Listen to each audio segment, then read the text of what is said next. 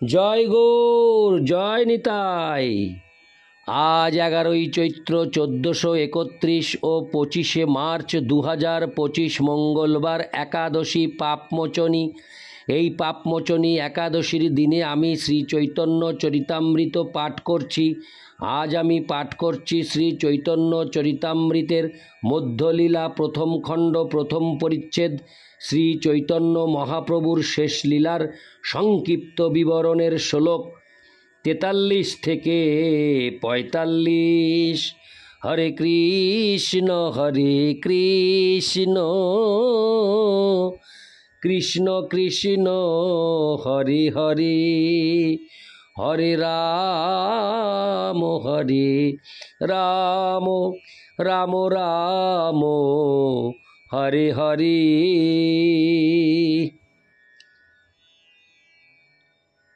শ্লোক 43। শ্রী ভাগবত সন্দর্ভ নাম গ্রন্থ বিস্তার, ভক্তি সিদ্ধান্তের তাতে দেখাইয়াছেন পার।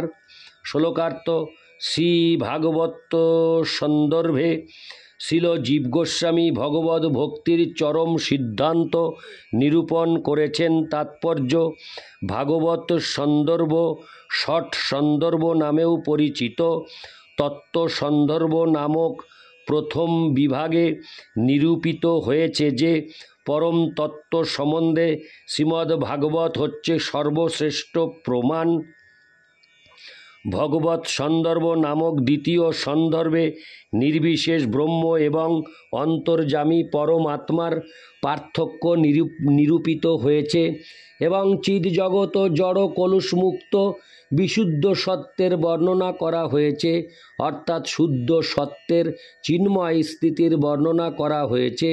জড় জগতের যে সত্যগুণ তা রজ ও তম গুণের কলুষের দ্বারা প্রভাবিত হতে পারে, কিন্তু কেউ যখন বিশুদ্ধ সত্যে অধিষ্ঠিত হন তখন আর তার এই ধরনের কলুষিত হওয়ার সম্ভাবনা থাকে না। সেটি শুদ্ধ সত্যের চিন্ময় স্তর। সেখানে পরমেশ্বর ভগবানের ও জীবের শক্তির বর্ণনা করা হয়েছে এবং ভগবানের বৈচিত্র্যময় অচিন্ত শক্তিরও বর্ণনা করা হয়েছে। ভগবানের শক্তি সমূহকে চিৎ শক্তি, জীব শক্তি, স্বরূপ শক্তি ও মায়া শক্তি আদি বিভিন্ন ভাগে বিভক্ত করা হয়েছে। শ্রী বিগ্রহ আরাধনার নিত্যত্ব, শ্রী বিগ্রহের সর্বশক্তিমত্তা, বিভূতা, সর্বাশ্রয়তা, তার সূক্ষ্ম ও স্থূল শক্তিসমূহ, তার স্বপ্রকাশত্ব, রূপ গুণ লীলাময়ত্ব, অপ্রাকৃতত্ব, পূর্ণ স্বরূপত্ব আদির কথাও বর্ণনা করা হয়েছে। সেখানে আরও উল্লেখ করা হয়েছে যে চিৎ জগতে পরমেশ্বর ভগবানের সঙ্গে সম্পর্কিত সব কিছুই অচিন্ত শক্তি সম্পন্ন এবং চিৎ জগৎ ভগবানের পার্ষদ ও ভগবানের 3 প্রকার শক্তি সবই চিন্ময়। এই গ্রন্থে নির্বিশেষ ব্রহ্ম ও পরমেশ্বর ভগবানের তারতম্য, ভগবানের পূর্ণত্ব, সকল বৈদিক জ্ঞানের উদ্দেশ্য, ভগবানের স্বরূপ শক্তি এবং সমস্ত বৈদিক জ্ঞানের আদি প্রণেতা যে পরমেশ্বর ভগবান, এই সমস্ত বিষয় আলোচনা করা হয়েছে। তৃতীয় সন্দর্ভটির নাম পরমাত্ম সন্দর্ভ। এই গ্রন্থে পরমাত্মার সম্বন্ধে বর্ণনা করা হয়েছে। তাতে পরমাত্মা কিভাবে অসংখ্য জীবের সঙ্গে বিরাজ করেন তা বলা হয়েছে। এই গ্রন্থে গুণাবতারের তারতম্য, জীব, মায়া, জগৎ, পরিণামবাদ, বিবর্ত সমাধান, জগৎ ও পরমাত্মার অনন্যত্ব এবং জগতের সত্যতা, হরে কৃষ্ণ, সত্যতা সম্বন্ধে বর্ণনা করা হয়েছে। এই সম্পর্কে শ্রীধর স্বামীর মত প্রদান করা হয়েছে। এই গ্রন্থে আরও বর্ণনা করা হয়েছে যে পরমেশ্বর ভগবান যদিও সমস্ত জড় গুণ রহিত, তবুও তিনি সমস্ত জড় কার্যকলাপের নিয়ন্তা। লীলাবতারেরা যে কিভাবে ভক্তের বাসনায় সাড়া দেন তার এবং ভগবানের 6টি ঐশ্বর্যের বর্ণনা এতে করা হয়েছে। চতুর্থ সন্দর্ভটির নাম কৃষ্ণ সন্দর্ভ এবং এই গ্রন্থে প্রমাণ করা হয়েছে যে শ্রীকৃষ্ণ হচ্ছেন পরমেশ্বর ভগবান। এতে কৃষ্ণ লীলাসমূহ ও গুণাবলী, পুরুষাবতারের কর্তৃত্ব আদি বর্ণিত হয়েছে। এই গ্রন্থে শ্রীধর স্বামীর মত সমর্থন করা হয়েছে। সমস্ত শাস্ত্রে শ্রীকৃষ্ণের পরম ঈশ্বরত্ব প্রতিপাদিত হয়েছে। বলদেব, শঙ্কর্ষণ আদি শ্রীকৃষ্ণের অন্যান্য অংশ কলারা হচ্ছেন মহাশঙ্কর্ষণের প্রকাশ। সমস্ত অংশ ও কলা অবতারেরা শ্রীকৃষ্ণের শরীরে নিত্য বিরাজ করেন। শ্রীকৃষ্ণের দ্বিভুজত্ব, গোলক নিরূপণ, বৃন্দাবন আদি শ্রীকৃষ্ণের নিত্যধাম। গোলক ও বৃন্দাবনের অভিন্নত্ব, যাদব ও গোপেরা শ্রীকৃষ্ণের নিত্য পরিকর। শ্রীকৃষ্ণের প্রকট লীলা ও অপ্রকট হরে কৃষ্ণ ও অপ্রকট লীলা, প্রকট ও অপ্রকট লীলার সমন্বয়। গোকুলে শ্রীকৃষ্ণের প্রকাশ, দ্বারকায় মহিষীরা তার স্বরূপ শক্তির প্রকাশ। তাদের থেকেও ব্রজ গোপিকাদের উৎকর্ষ আদি বিষয়েও বর্ণিত হয়েছে। এই গ্রন্থে গোপিকাদের নাম বর্ণনা করা হয়েছে এবং শ্রীমতী রাধারানীর সর্বোৎকর্ষতা নিরূপিত হয়েছে। পঞ্চম সন্দর্ভের নাম ভক্তি সন্দর্ভ। এই গ্রন্থে আলোচনা করা হয়েছে কিভাবে সাক্ষাৎভাবে ভগবদ ভক্তি সম্পাদন করা যায় এবং কিভাবে অন্যয় ও ব্যতিরেকভাবে সেবা সম্পাদন করা যায়। এই গ্রন্থে সমস্ত শাস্ত্রের জ্ঞান, বৈদিক বর্ণাশ্রম ধর্মের আচরণ এবং ভগবদ ভক্তি যে সর্বশ্রেষ্ঠ কর্ম প্রভৃতি আলোচনা করা হয়েছে। এখানে আরও উল্লেখ করা হয়েছে যে ভগবদ ভক্তিবিহীন ব্রাহ্মণ নিন্দনীয়। এই গ্রন্থে কর্মত্যাগ, ভগবানে অর্পিত কর্ম, অষ্টাঙ্গ যোগ ও মনোধর্ম প্রসূত জ্ঞানকে অর্থহীন পরিশ্রম বলে অনুযোগ করা হয়েছে। এতে বিভিন্ন দেবদেবীর পূজা থেকে ভগবদ ভক্ত বৈষ্ণবের পূজার উৎকর্ষ প্রতিপন্ন হয়েছে। যারা ভগবানের ভক্ত নয় তাদের কোনো রকম শ্রদ্ধা প্রদর্শন করা হয়নি। সেখানে আলোচনা করা হয়েছে কিভাবে এই জন্মে জীবনমুক্ত হওয়া যায়। হরে কৃষ্ণ। দেবাদিদেব মহাদেবকে ভগবদ ভক্ত রূপে বর্ণনা করা হয়েছে এবং ভক্ত ও ভক্তির নিত্যত্ব নিরূপিত হয়েছে। সেখানে উল্লেখ করা হয়েছে যে ভক্তির মাধ্যমে সব রকম সাফল্য অর্জন করা যায়, কেননা ভগবদ ভক্তি জড় জগতের সমস্ত গুণের অতীত। সেখানে আরও আলোচনা করা হয়েছে কিভাবে ভক্তির মাধ্যমে আত্মার প্রকাশ হয়, ভক্তির মাধ্যমে চিন্ময় আনন্দ লাভ এবং এমনকি অপূর্ণ ভগবদ ভক্তির ফলে কিভাবে পরমেশ্বর ভগবানের শ্রীপাদপদ্মে আশ্রয় লাভ করা যায় তার বর্ণনাও করা হয়েছে এবং অহৈতুকী ভক্তির প্রশংসা করা হয়েছে এবং বিশ্লেষণ করা হয়েছে ভক্ত সঙ্গের প্রভাবে কিভাবে অহৈতুকী সেবার স্তরে উন্নত হওয়া যায়।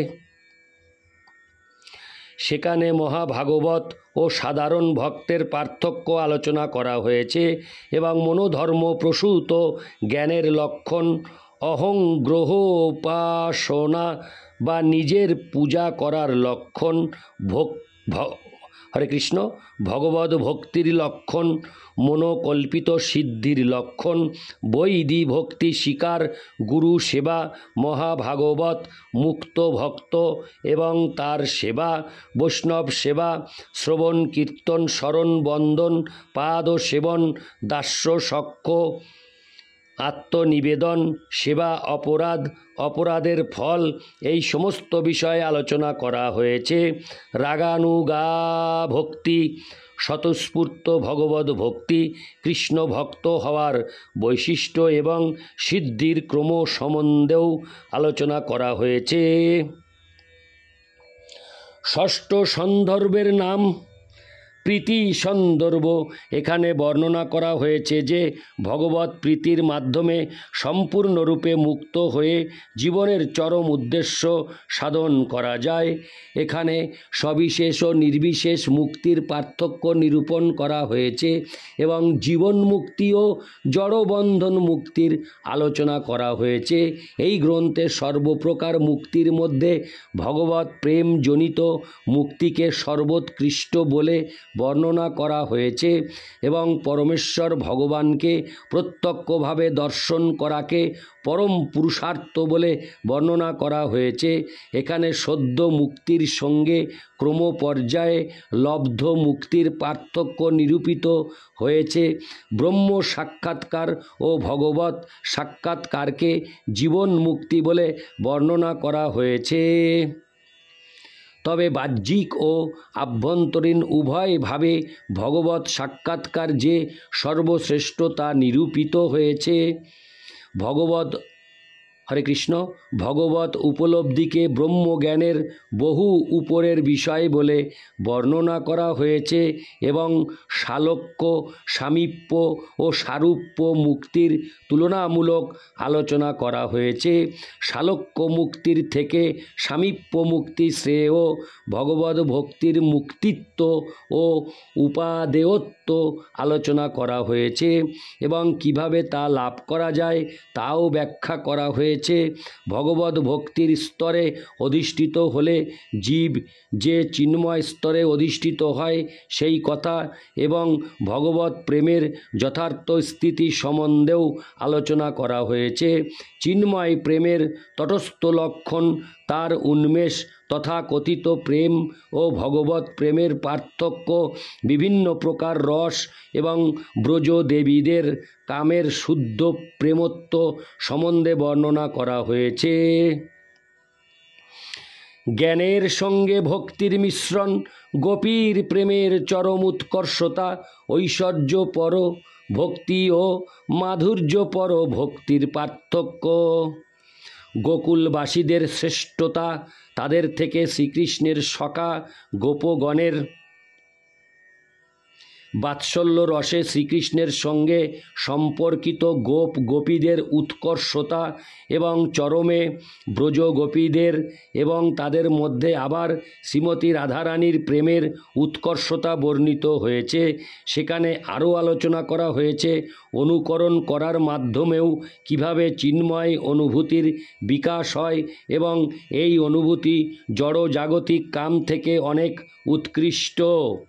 তাছাড়া বিভিন্ন ধরনের দিব্য ভাবের উদ্দীপন, দিব্য গুণাবলী, ধীরোদাত্ত আদি ভেদ, মাধুর্য, প্রেমের চরম আকর্ষকতা, অনুভাব, সঞ্চারী স্থায়ী ভাব, 5টি মুখ্য রস ও 7টি গৌণ রস সম্বন্ধে আলোচনা করা হয়েছে।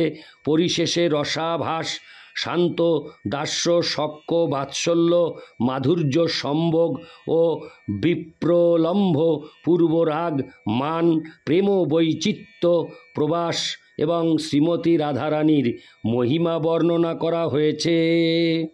ইতি শ্লোক 43, শ্লোক 44। গোপাল চম্পু নামে গ্রন্থ মহাসুর, নিত্য লীলা স্থাপন যাহে ব্রজরসপুর। শ্লোকার্থ: সবচাইতে প্রসিদ্ধ ও মহাপ্রভাবশালী, হরে কৃষ্ণ, মহাপ্রভাবশালী চিন্ময় গ্রন্থ হচ্ছে গোপাল চম্পু। এই গ্রন্থে বৃন্দাবনে শ্রীকৃষ্ণের নিত্য লীলাবিলাস ও ব্রজরস পূর্ণরূপে বর্ণিত হয়েছে। তাৎপর্য: শ্রীল ভক্তি সিদ্ধান্ত সরস্বতী ঠাকুর তার অনুভাষ্যে গোপাল চম্পু সম্পর্কে নিম্নলিখিত তথ্য প্রদান করেছেন। গোপাল চম্পু, হরে কৃষ্ণ, গোপাল চম্পু গ্রন্থের 2টি বিভাগ, পূর্ব চম্পু ও উত্তর চম্পু। পূর্ব চম্পুতে 33টি পুরাণ পরিচ্ছেদ এবং উত্তর চম্পুতে 37টি পুরাণ রয়েছে। পূর্ব চম্পু রচিত হয় 1510 শতাব্দে।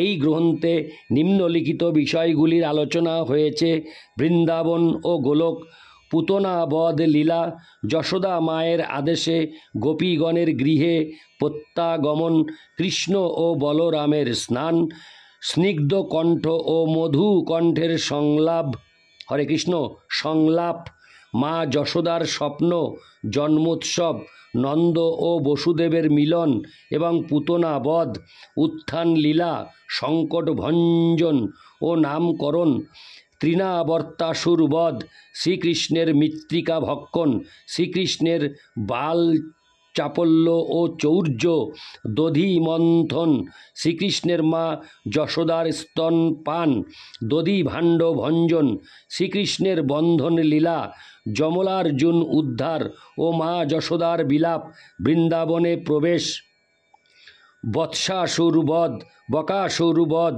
ও বোমাসুর বধ, অঘাসুর বধ ও ব্রহ্মমোহন, গোষ্ঠগমন, গোচারণ কালীয় দমন, গর্দভাসুর বধ ও শ্রীকৃষ্ণের স্তুতি, গোপীগণের পূর্বানুরাগ, প্রলম্বাসুর বধ ও দাবাগ্নি ভক্ষণ, গোপিকাদের শ্রীকৃষ্ণের কাছে যাওয়ার প্রচেষ্টা, গোবর্ধন ধারণ, শ্রীকৃষ্ণের অভিষেক, বরুণের আলয় থেকে নন্দ মহারাজের প্রত্যাবর্তন, হরে কৃষ্ণ প্রত্যাবর্তন এবং গোপীগণের গোলক দর্শন, কাত্যায়নী ব্রত অনুষ্ঠান, যজ্ঞ অনুষ্ঠানের রথ, হরে কৃষ্ণ যজ্ঞ অনুষ্ঠানের রত, ব্রাহ্মণদের পত্নীদের কাছে অন্ন ভিক্ষা, গোপীগণের মিলন, গোপী বিহার, রাধাকৃষ্ণের অন্তর্ধান ও গোপীগণের অন্বেষণ, শ্রীকৃষ্ণের আবির্ভাব, গোপীগণের সংকল্প,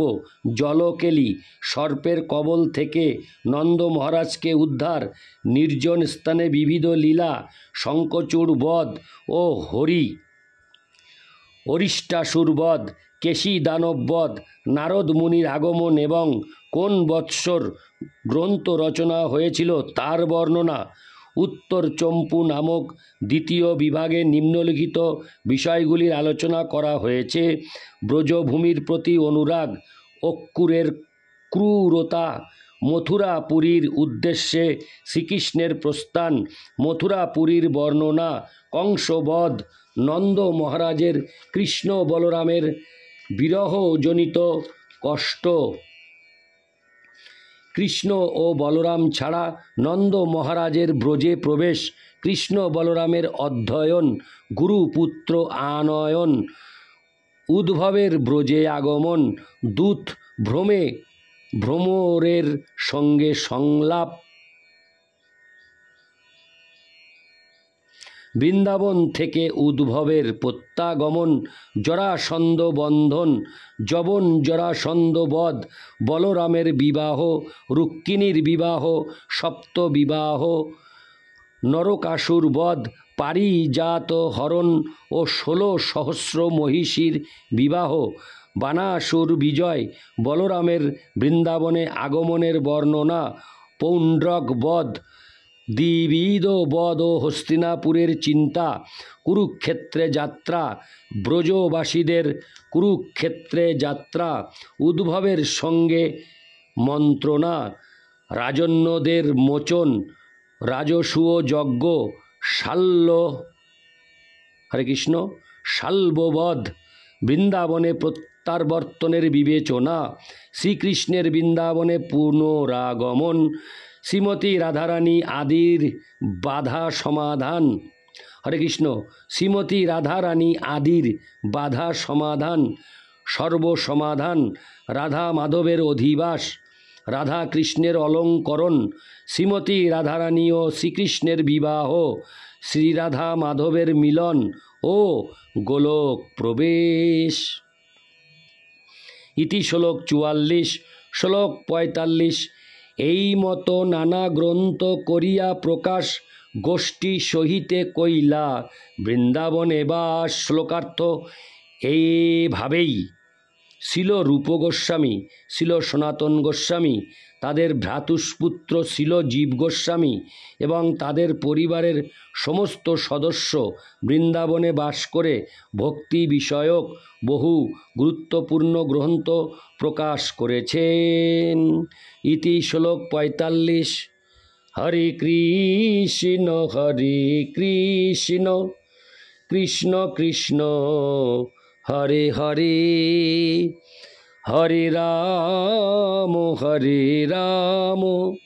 রাম রাম হরে হরে। জয় গৌর, জয় নিতাই।